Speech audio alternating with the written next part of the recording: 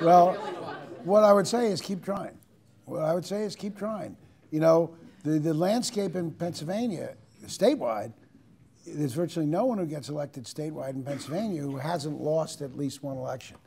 Governor Bob Casey lost 4. Arlen Specter lost 5. So if you believe in yourself, my answer would be keep trying. Interestingly, on ethics, I cite a few times when you're forced to make a decision where you balance the public good versus, I didn't think I called it ethical, but versus ethical considerations. I'll give you, I cite many examples in there, but I'll give you one. When I was district attorney, the MAP and Miranda rules took effect in Pennsylvania, creating a lot of pretrial rights, a lot of pretrial hearings, and we needed at least 25 more assistant DAs to be able to staff all those hearings. And if we didn't staff them correctly, we'd lose some of those pretrial motions and murderers could go free. So I went to City Council and asked for emergency appropriation. And 25 assistant DAs then with benefits, that was over $1 million, and it wasn't not chump change. Well, they all listened and they asked me a few questions, and the council president said, Mr. District Attorney, come see me this afternoon. So I went to see him in his office. It was George Schwartz, for your older folks who would remember George Schwartz. And he said, well, I believe you need these 25, and we'll give you the money, but we want to name 5 of them. And you have to give us your word that you will appoint the 5 that are given to you. And I had to think pretty quickly, and I had 2 interests to balance. One was, if you get an assistant district attorney who's incompetent, they can wind up severely hurting people as well. But on the other hand, I desperately needed 25. I knew I was getting either 20 that I could pick and 5 where I could hold my breath and hope, or 0. I could take the ethical stand and get 0. Well, I decided that the public good probably outweighed my own need for ethical purity, and I said yes. I got lucky. Of the 5 that they sent me, 1 turned out to be very good. 4 were not so good, but just at that time, the federal government gave us money to have the district attorney's offices all over the country do child support. And I put those 4 in the child support unit, where if they messed up, it would cost the federal government some money, but it wouldn't endanger anybody's lives. So, I mean, that's where those type of decisions, and you have to make that. I cite 3 of them in my book. Those type of decisions, you have to make a lot. So for people who have the right ethics and the right reason, you got to keep trying. Look, I think things are changing. I think in the Democratic Party in Philadelphia is becoming populated by more young people, by more independent people, by more people who are less inclined to worry about fixing tickets and giving their vote to their committee person. So I'd say keep trying. Let me take 2 more questions. Well, I'll take these 3 hands that are up. 1, 2, 3. In terms of Philadelphia specifically, I really believe we have a huge problem with beggars. People who are panhandling all the time, no matter go off the bridges, whatever. What's the solution? Is there a solution that we can feel? Because I really feel it hurts us on tourism across the board. Yeah, there's no question. But if it's any solace, a lot of big cities. Have you been to San Francisco lately? Same problem in San Francisco. But having said that, I stayed in a hotel a month ago, and I got out of the hotel, and it wasn't a cheap hotel, and there were 4 people panhandling me at 8 in the morning. But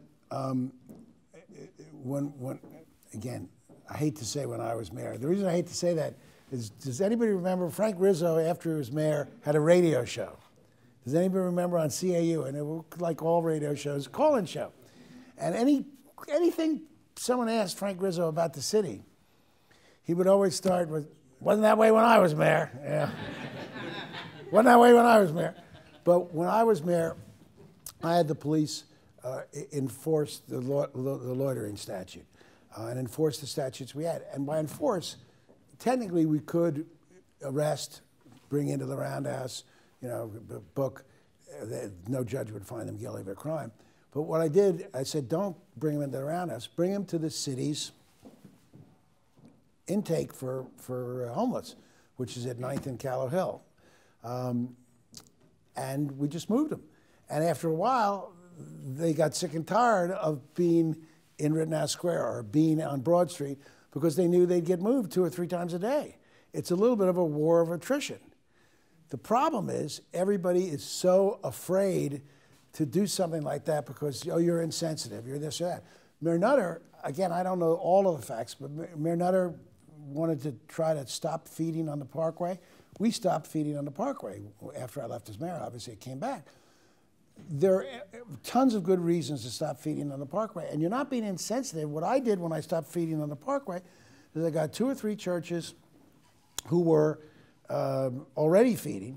I got the groups who were feeding on the Parkway to bring the food to those churches, and we fed inside. And inside feeding is better because when you're inside, you can take the homeless man or woman and say, by the way, do you need help with substance addiction? By the way, would you like job training, et cetera? You can give them some level of services, and you can also tell them that there are decent places to stay. And Mayor Nutter, in fairness to him, tried to do that, tried to ban the feeding on the Parkway, and for some reason the courts, I don't know enough about the case, if anybody does, speak up to know why the city lost that, but the city should have won that. There's no reason for it, and you're absolutely right. It hurts the city, but it also hurts some of those people who probably would like to have a job in a hotel or in a restaurant or somewhere else. It's counterproductive. And I would argue with the, with these churches, most of them were suburban churches who would come in and feed on the Parkway. I'd say, I'll make you a deal. The city will pay for the buses. We'll bus them out to your church. And you can feed them in Bryn Mawr. And we'll actually, after you feed them, we'll take them back. But you have to feed them outside so that the trash winds up outside, so that they go to the bathroom outside. We'll continue to do that, and we'll pay for the busing. Oh, Mayor, that's ridiculous.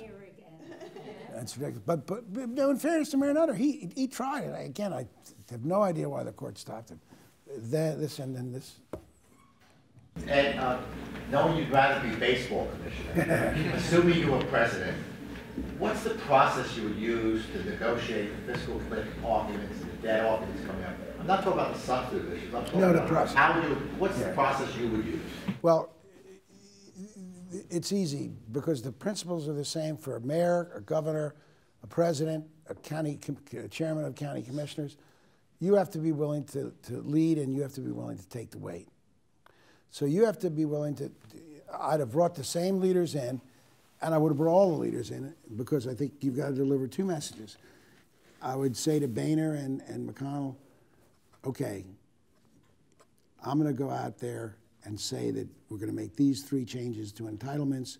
You're going to agree to uncap Social Security on the payroll tax. You're going to agree to means test Medicare. We're going to fix this problem. And you're free to tell everyone this is the president's suggestion, but you're going to go along and do it. And Nancy and Harry, don't give me any BS about you're hurting the poor. If you're worried about raising the Medicare age, Nancy has always said, what about the woman who works as a chambermaid in a hotel? Does she have to wait 2 more years before she retires? She's got no knees left, no back left.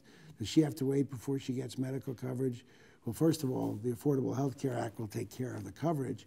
And in terms of Social Security, if you want, make an exception based on medical exception, or make an exception based on the level of wage earned in the last 10 years before you become age eligible.